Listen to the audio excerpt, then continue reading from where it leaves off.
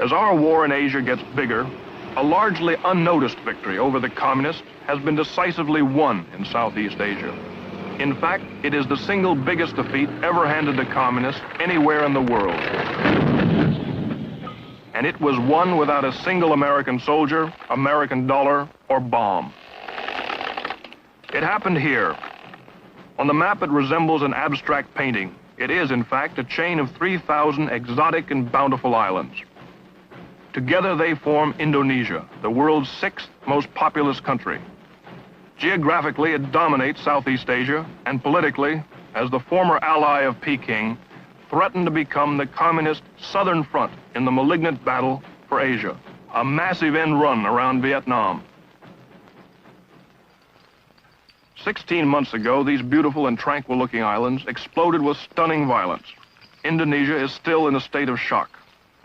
Without warning, Indonesia's 3 million communists tried to seize total control of the government by killing their opposition in a single night of assassination.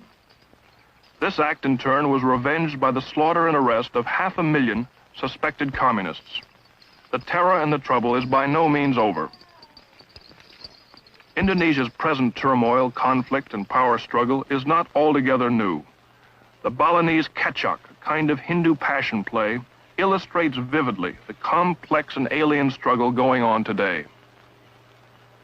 Here the priest blesses the participants, 100 men representing rival armies of monkeys, one good, the other evil, each convinced they are in the right.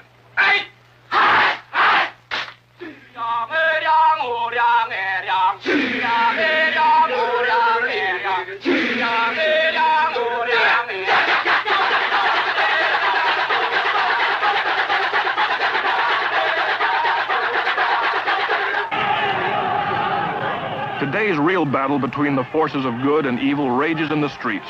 They demand social reform and political freedom.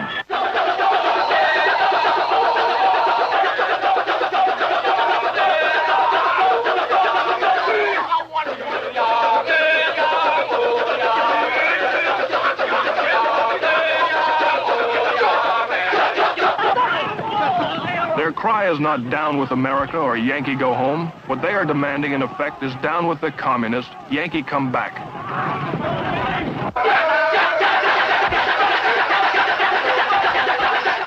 The garish leader of the forces of evil is a monster king called Rowana.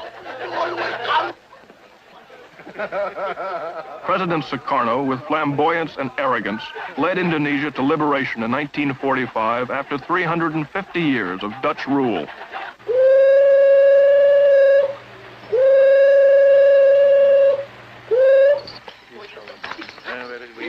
He also let his nation fall under communist influence, into bankruptcy and chaos.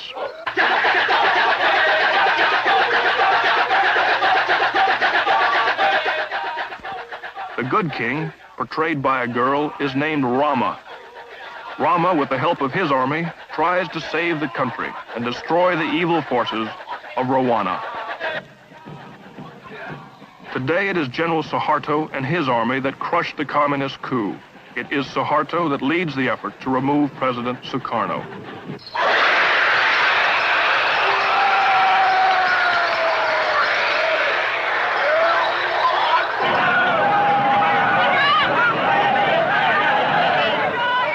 The struggle between these forces is violent. It is unpredictable. It is emotional.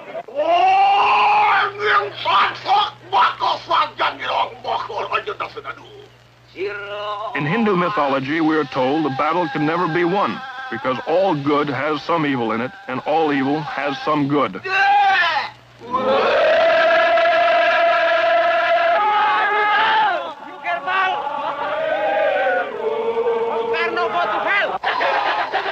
The philosophy of the kecak dance is that the struggle will continue endlessly, with numerous subplots, intrigues, arguments, shifting loyalties, murders, and battles. This is precisely what's happening in Indonesia today.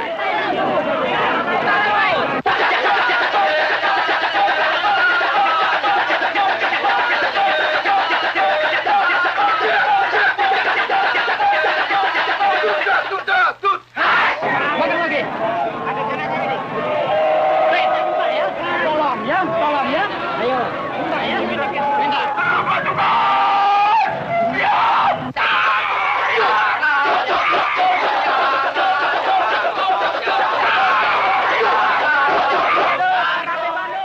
With unprecedented violence, Indonesia on her own has handed the world its single biggest victory over the communists. But it is a complex and uncertain victory in the battle for Asia, and it is a troubled victory. Ted Yates, NBC News, reporting.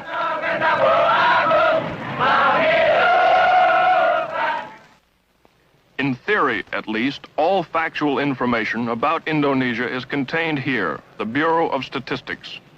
Before the United Nations was expelled 2 years ago, it spent about $1 million on such things as helping conduct a national census. But the census, like instruction on the Statistic Bureau itself, was never finished. When the Indonesian minister in charge of the census read the first depressing statistics, he denounced the UN survey as an imperialist plot, and the project collapsed. So virtually nothing is known about the world's sixth largest nation. They think their population is 109 million. They think they have something over 300 ethnic groups, 250 distinct languages, and a booming birth rate. They are trying to learn the size of their army and bureaucracy, as well as the condition of trade, industry, and manufacturing, the level of education, transportation, communication, and housing. It's slow work. They've run out of data cards for their 2 computers, so what statistics they do have are compiled by hand, computed on the abacus, a tabulating device invented in the 6th century.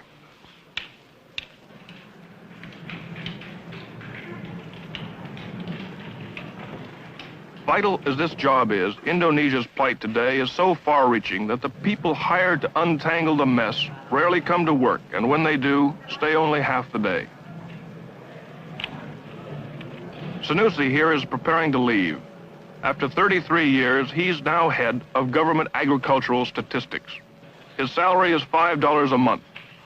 With the galloping inflation, that supports his family of 8 for only 4 days. So to stay alive, he holds 2 other jobs. The statistics just have to wait. The main reason he comes to work is to collect his dole of rice, the standard supplement to salary in Indonesia's socialism. But these days, rice is scarce, so the United States is helping to supply some in the hope that people like Sanusi will not starve and will continue to work at critical jobs, even part-time. Before President Sukarno cut us off 3 years ago, saying, "To hell with your aid," America had given Indonesia $870 million. Now that Sukarno is losing power, we're back with aid. This is part of the new program. 50,000 tons of rice worth $9 million. It's being given on an emergency basis, and Indonesia is supposed to pay us for it in the next 6 years. The rice is not for the common people, but for the bureaucrats, like Sanusi, and for the army.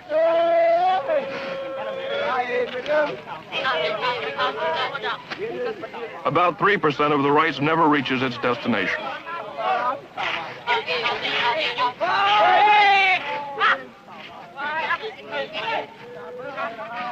Behind it all, radiating his famous charisma, is Bung Karno, or Brother Karno, named President for Life of Indonesia, though never elected by the people.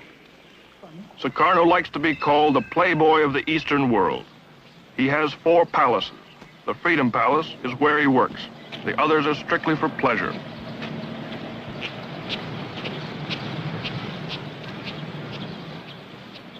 Besides having the largest collection of nude art in Asia, he's a devout Muslim who's pilgrimaged to Mecca. But now he's at odds with his church. They claim he has too many wives, 6 instead of 4. But this is the least of his problems these days. The supreme farmer, the supreme Boy Scout, the supreme philanthropist, the supreme guardian of the justice, the supreme guardian of the Muslim faith, to mention a few of the titles he's conferred on himself, is being stripped of his power and implicated not only in the unsuccessful communist plot to seize Indonesia, but also for the economic ruin that strickens his country.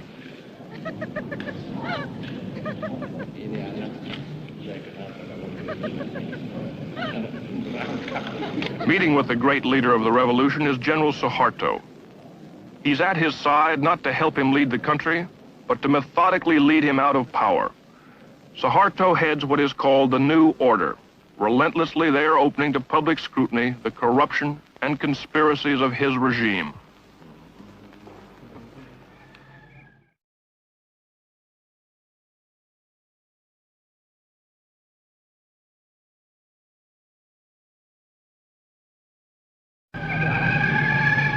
dramatic climax of a year in which Indonesia repudiated the communists and the one-man rule of Sukarno began the night of October 1st, 1966, a year to the day the communists tried to seize the country.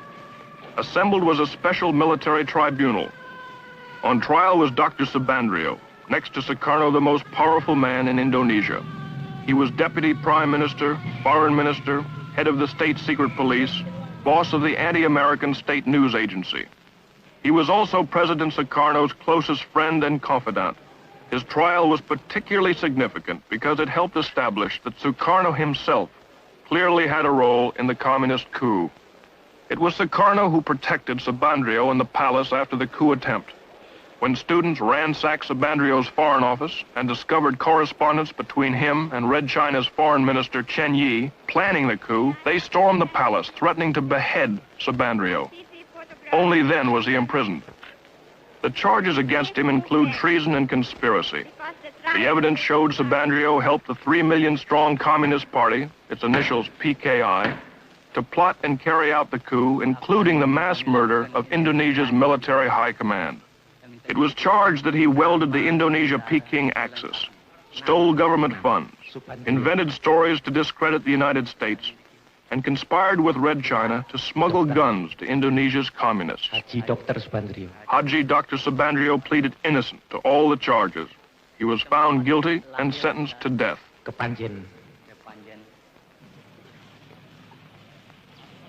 Hundreds more involved in the PKI coup are in prisons.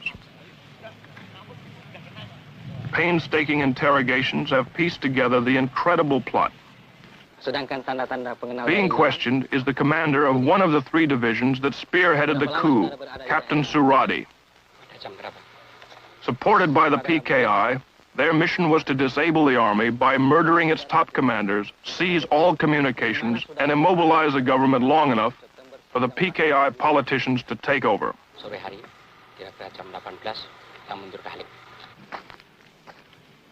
The cells on death row are filled with the plotters. Only because General Suharto and Nasution escaped their murderers and rallied loyal army units was the coup crushed. Colonel Latif here tried to kill General Nasution, was wounded in the process, and now awaits trial. During the coup, Latif directed tactical operations. General Parman, chief of the Army Intelligence, was killed by this man. He shot General Yani, Chief of the Army. Here the murderer of the Deputy Chief of Staff. Lance Corporal Hargiono missed General Nasution, but shot his sister and infant daughter 5 times.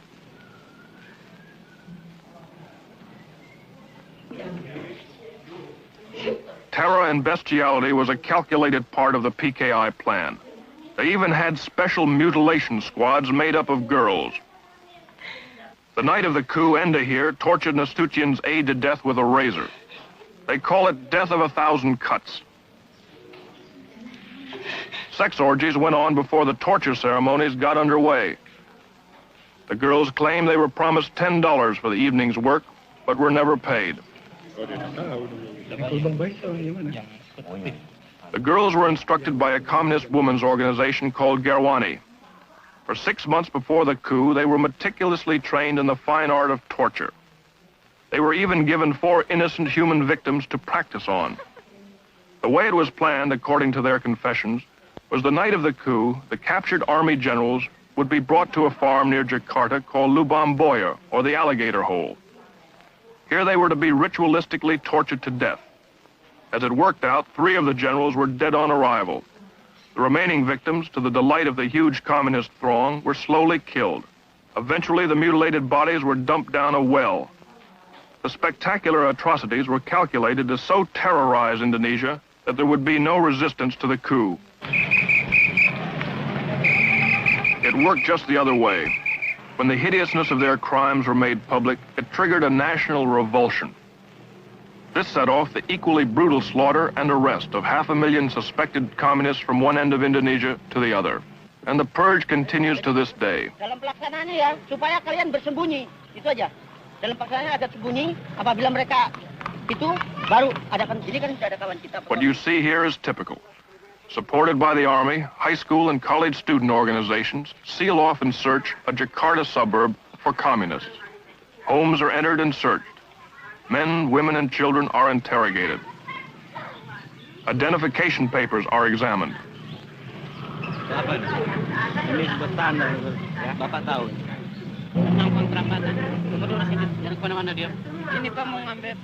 If the students or the soldiers don't like what they find or meet any resistance, summarily and without warrant or formal charge, they take the suspect into custody. On this day, more than 100 suspects like this man were hustled in.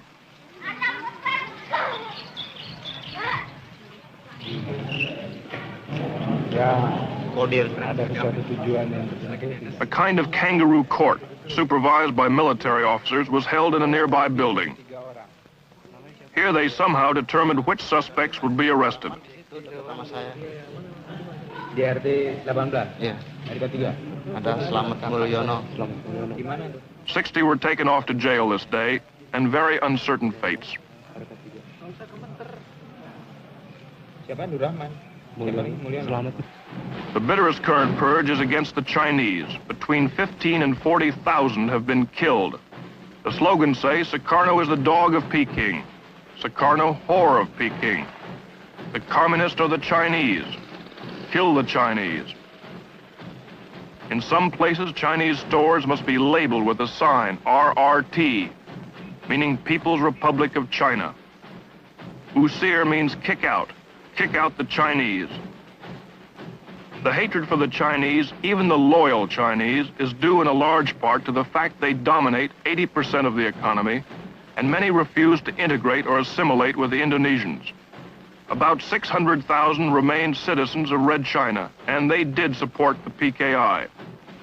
Worst of the Chinese pogroms are here in Sumatra. Last August, a Muslim group gave the 7,000 Chinese in their district 5 days to get out. To prevent their slaughter, the Army packed them into makeshift camps. They reacted strongly when we tried to film their plight.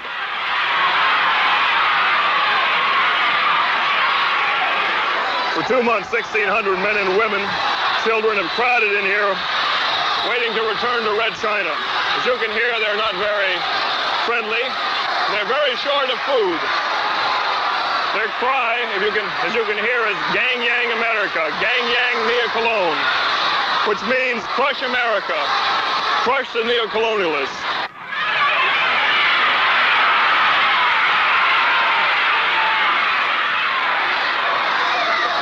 Watch out, Julie, here come the stones. They're throwing stones at us here.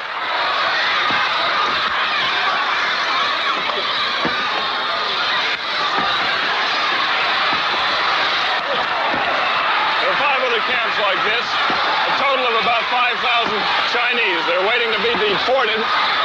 Good, watch out. What was that now? The sentries are firing their rifles over the heads of these people to keep them suppressed. These people are beginning to get out of hand. They're firing submachine guns now into the air. Uh-oh, one soldier was just hit on the chin by a rock. Okay, Julie?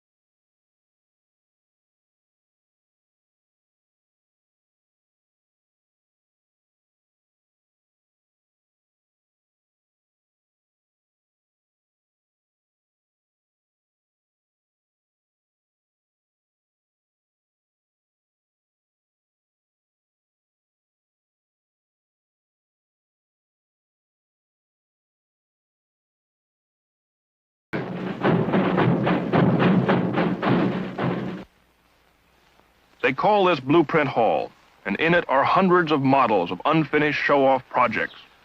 We don't want a country where people think of nothing but their stomachs, proclaimed Sukarno. So he spent their money on mandatory projects like the Bung Karno Tower.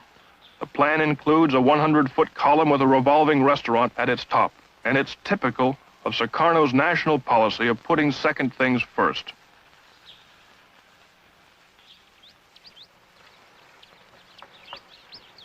This is as far as the monument got before the money ran out. It's reported the Viennese architect who designed the tower got $700,000 for his plans and was decorated with a hero's medal by the president. All in all, this cost about $1 million. Another expensive fantasy was CONIFO, Conference of New Emerging Forces, a sort of United Nations of the anti-imperialist world with Sukarno as its leader. Here it stands. Red China backed the project, expecting to dominate it. She also used packing cases for construction materials to smuggle guns to Indonesia's Communist Party. It was to cost $16 million. Since the coup, work has stopped, the Chinese are out, and $10 million have gone down this drain.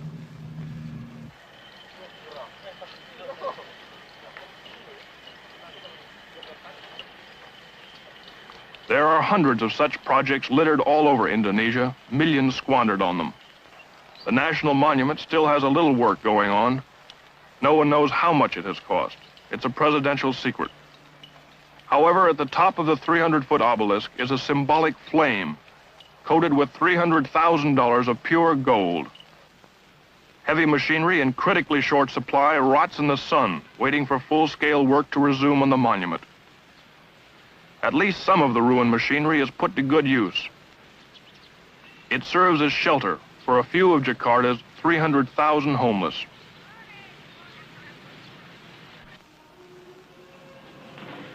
One gaudy Sukarno project actually finished is the Bali Beach Hotel.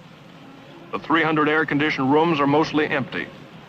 The Indonesians can't afford them and the tourists can't get to them. There are no jets to Bali, and the planes that do get there fly a haphazard schedule. Sukarno's $1 million jet runway was built in the wrong place and sank into the ocean.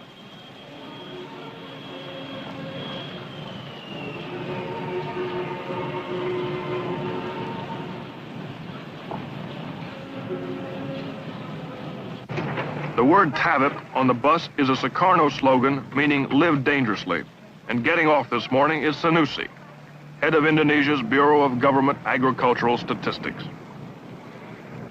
It's not every day he can get a bus ride home. Jakarta, a city of 4 million, has only 60 city buses that still work. Sanusi is going home as usual with his dole of U.S. aid rice after a couple of hours in the office.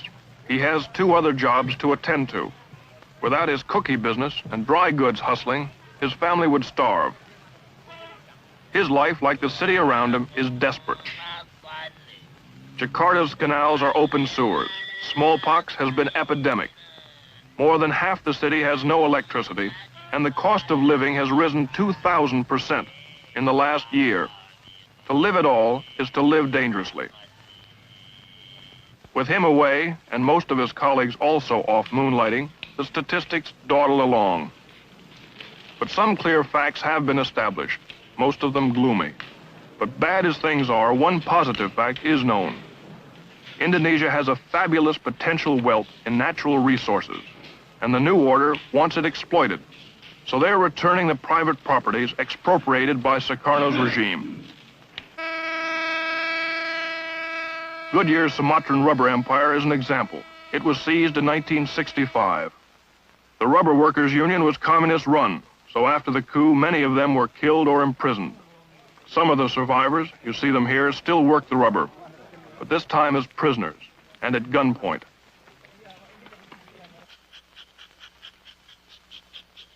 When the government ran things, they enlarged the staff, built houses and schools, and raised wages. Although production remained about the same, operating costs quadrupled. Profits went out the window, and with them, a vital source of export revenue vanished. The new order wants Goodyear back, and they, like dozens of other foreign capitalists, are anxious to return, because the wealth is there, not just rubber, but oil, tin, lumber, spice, almost everything.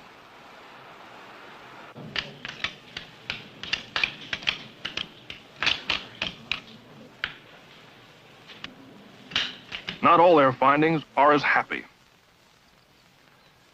20 separate nations invested millions to push forward Indonesia's development of heavy industry. Most projects met fates like this. This is what's left of a Russian-sponsored steel mill.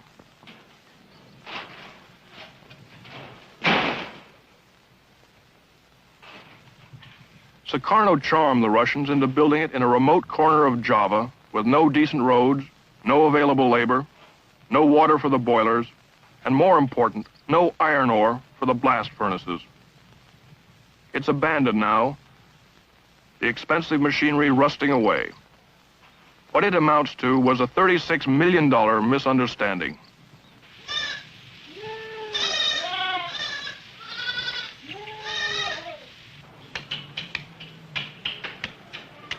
They have found that 2,000 miles of main road haven't been repaired since the Dutch left 22 years ago, and that at least 78,000 trucks, buses, and cars don't run simply for lack of spare parts. This keeps food from the cities, produce from the ports. The country is bankrupt. They now know how badly.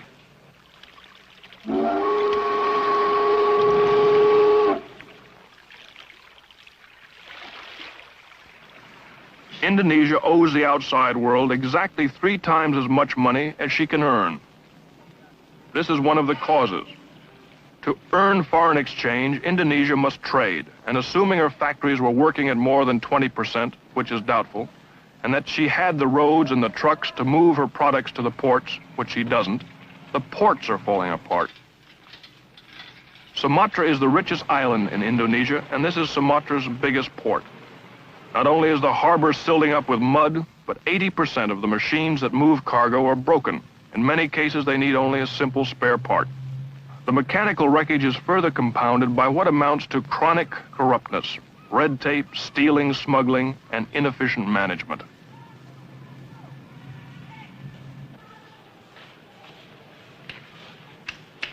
Based on all this, the World Bank says Indonesia needs $300 million in emergency aid now, just to hold its own.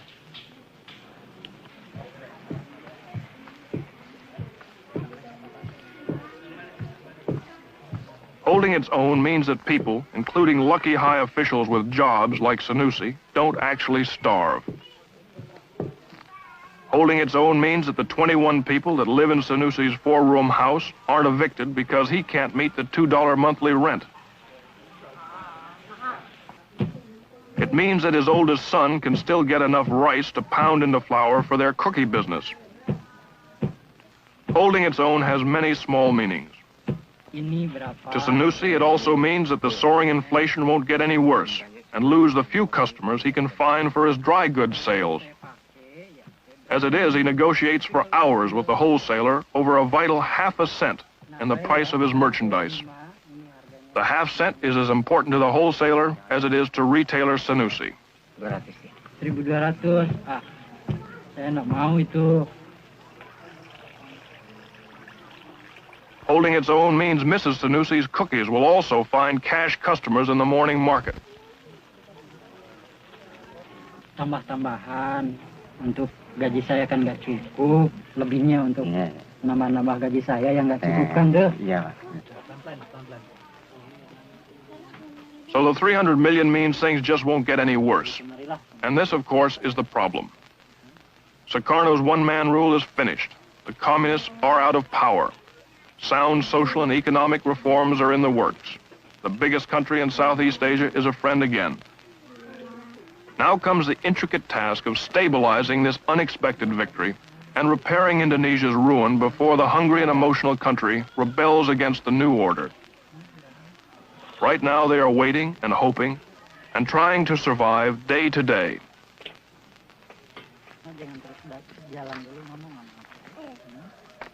Sanusi's worry this morning is simply whether his son can sell all the cookies and turn a 10-cent profit. Ted Yates, NBC News, reporting. Oh, teacher!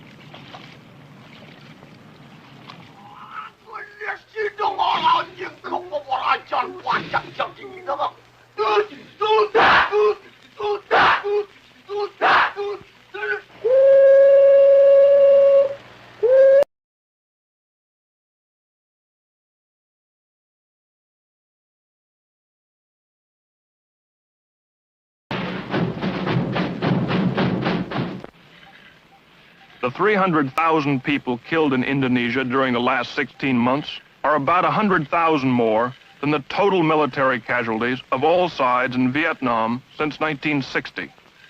In many cases, entire families were liquidated. But still there are thousands of widows like this young mother. Without trial, her husband and 300 other alleged communists were shot by the army and dumped into this mass grave. 50,000 in all were killed just on the romantic island of Bali. A young college professor named Rata, who helped remove the communists, explained how they went about it. Bali is such a beautiful island. The people are so attractive, climate's so lovely. It's hard to believe that so many unpleasant things went on here in the last year. Yeah, but now Bali become more beautiful without communists. And this is the duty of the Balinese people to clean their own island from the communist influence. This is the holy duty. And we did it. In Bali, we did it. What actually happened here in this village?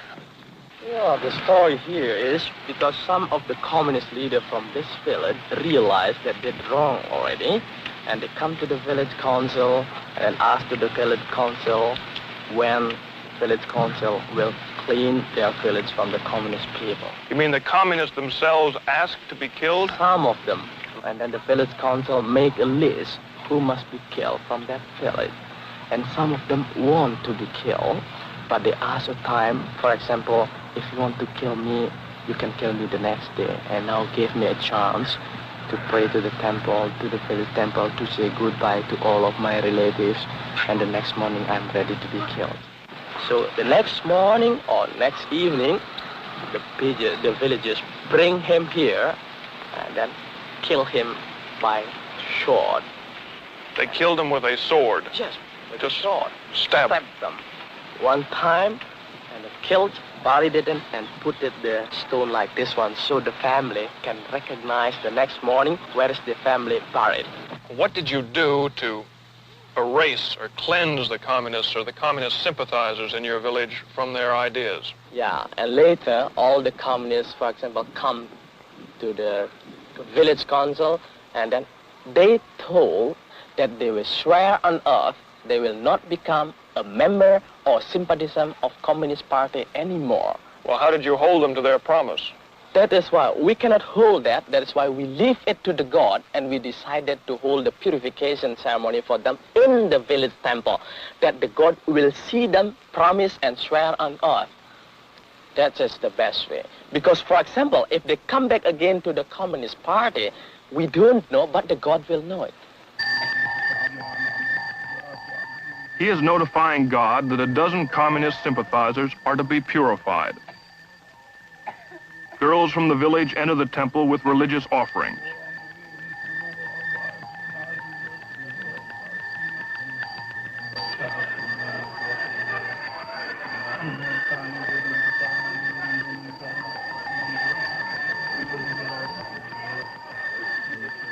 The entire village attends the ceremony.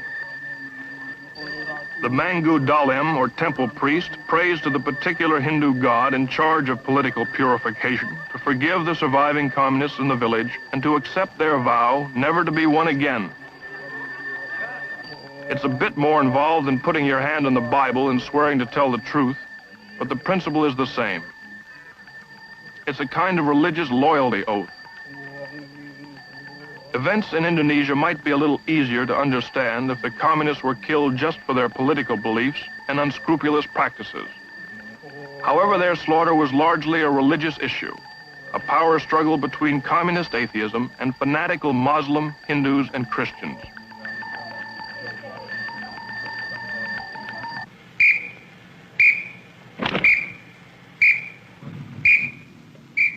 The different islands deal with the communist survivors in various ways, mostly by keeping them in prison.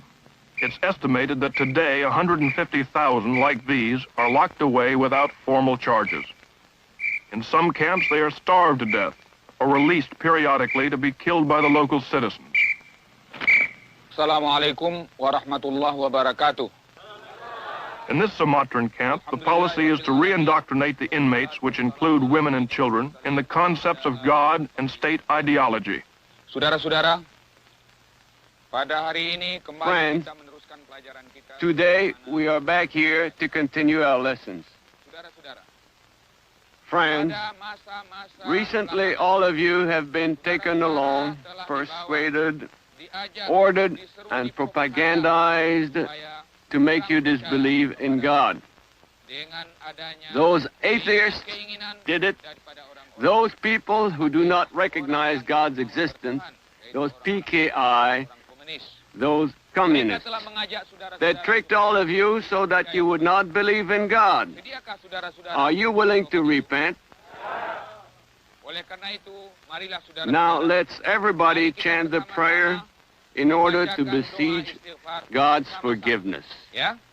Astaghfirullahalazim. Alladzi la ilaha illa huwa. Wa atubu ilayh.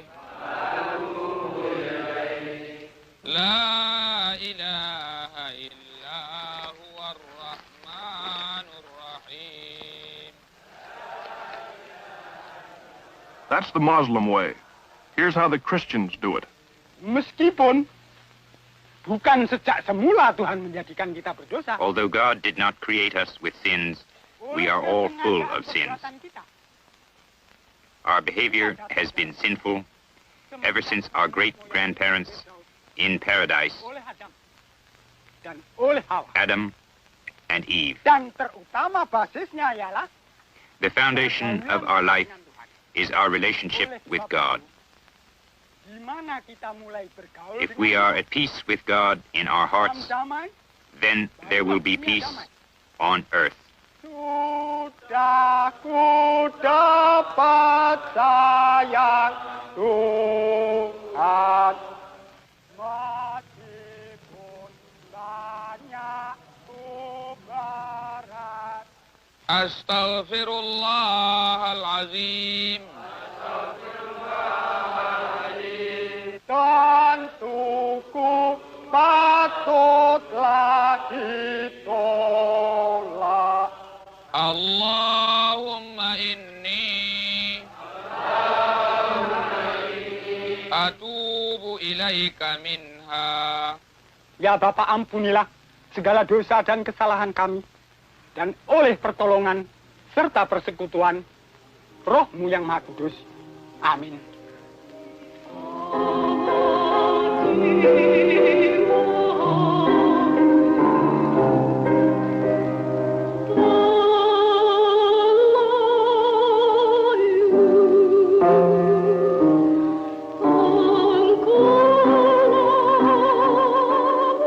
If turnabout is fair play, this concert is the example of all times.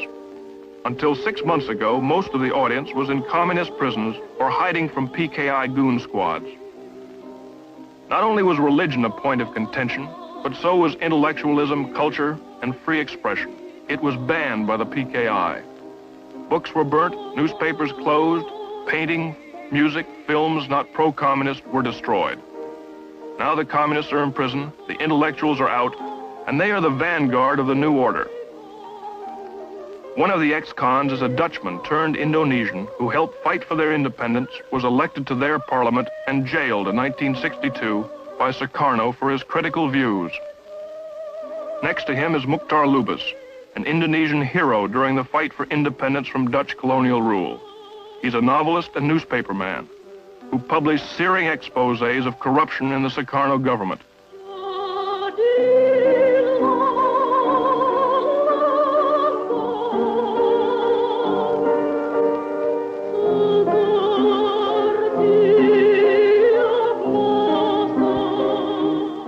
His anti-PKI writings sent him away for 9 years.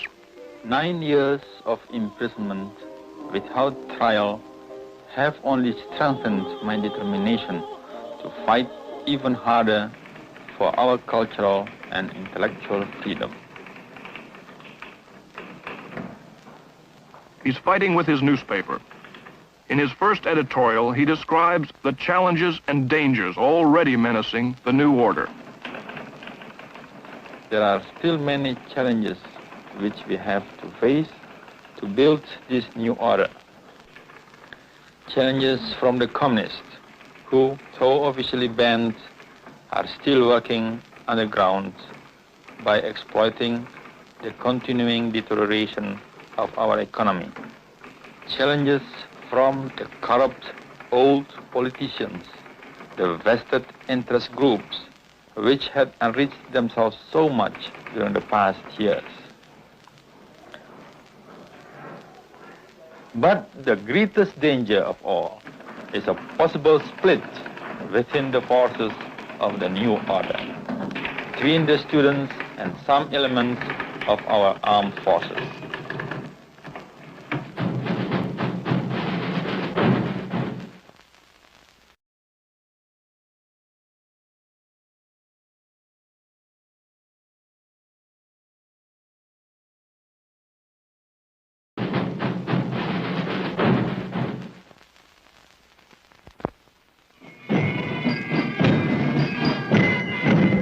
The outcome of Indonesia's involved power struggle rests here with the army. They dominate or run every government office and enterprise in the country. The biggest army in Southeast Asia, their major accomplishment has been to help bankrupt Indonesia. Most of the equipment is Russian, about $1 billion worth, which hasn't been paid for. Sukarno tried to find them an enemy and declared war on Malaysia. This futile confrontation consumed 70% of the national income. But now the army, under the guidance of General Suharto, is finding an enemy worth destroying, the commander-in-chief, Sukarno.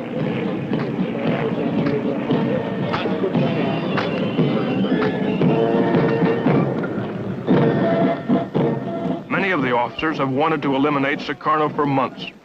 General Nasution here has been among the most determined.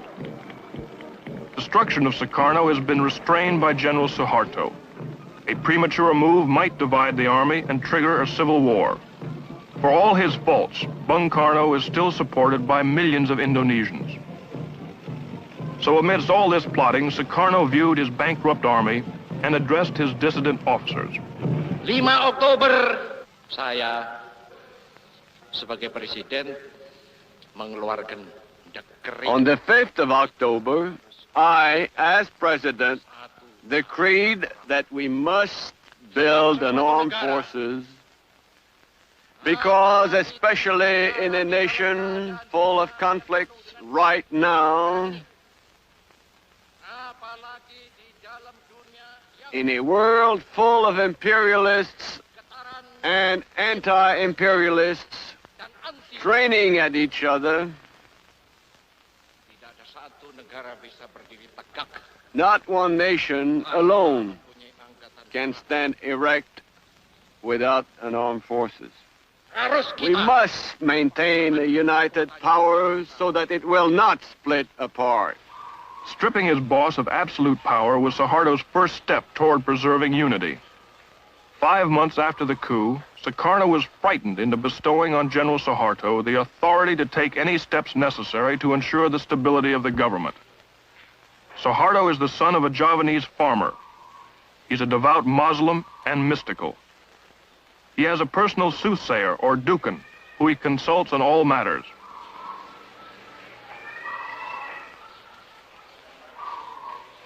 An authentic hero in Indonesia's War of Independence, he considers himself a soldier, not a politician. Unlike Sukarno, his most lurid art object is this patio fountain statue. And he has only one wife.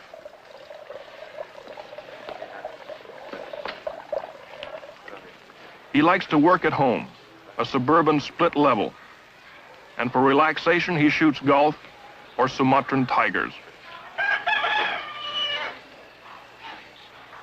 In less than a year, Suharto and his new order have returned Indonesia to the United Nations, outlawed the Communist Party, ended the pointless war with Malaysia, negotiated credit extensions on the billions she owes the world, attracted some foreign aid, and balanced the budget, at least on paper.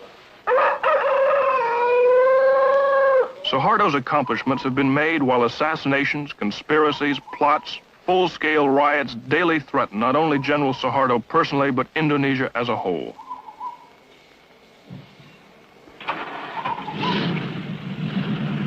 With a minimum of fanfare, almost stolidly, Suharto patiently, step by step, pursues his mission of bringing stabilization and order to Indonesia.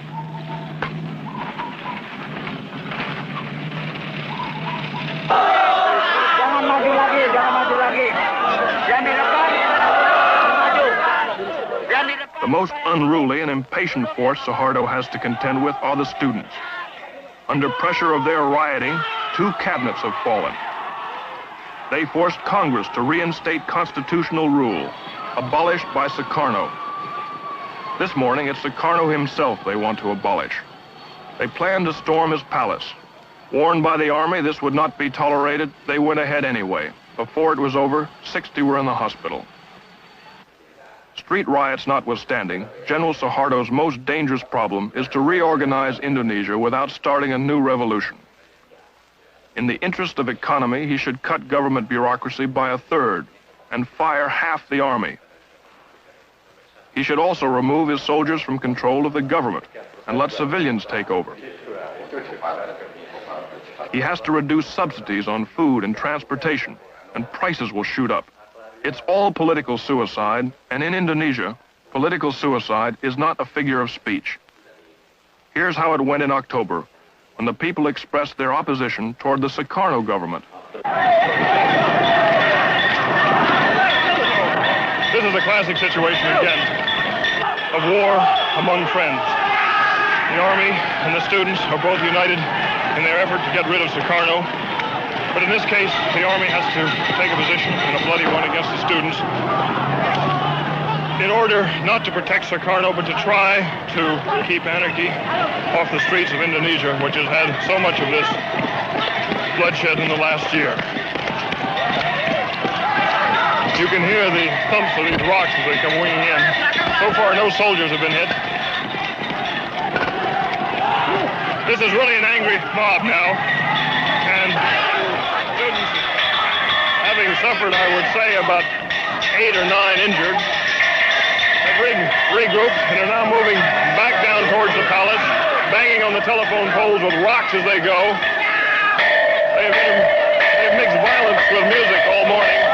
Between the rock throwing and the scuffling, they keep singing their revolutionary anthem. You can hear now. Okay, here they go again.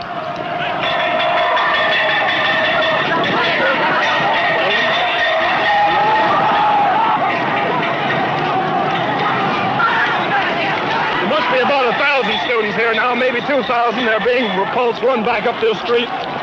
Stones are popping all over. The safeties are off. All the machine guns and rifles have been loaded.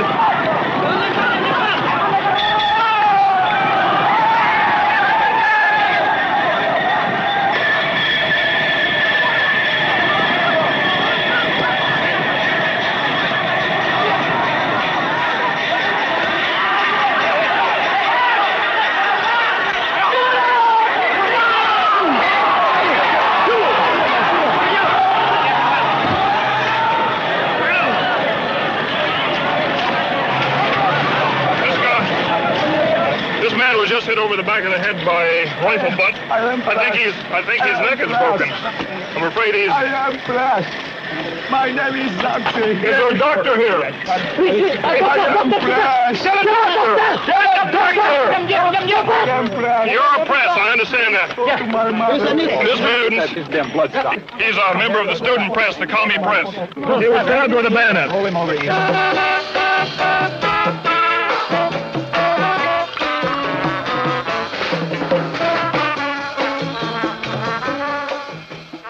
It's hard sometimes to understand why Indonesia has put up with Sukarno as long as they have. The occasion is a palace garden party, 2 days after the students were bayoneted away.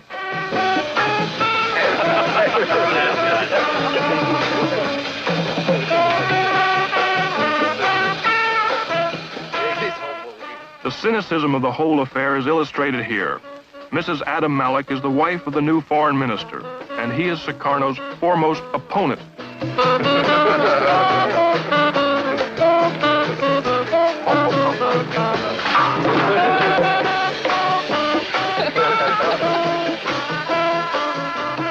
At one time or another, he's wooed, won, and rejected Russia, England, Yugoslavia, Holland, Japan, and America. The latest victim of his charm is Red China. Here he greets them. They are as uncertain about what's happened in Indonesia as they are about what's going on back home in China.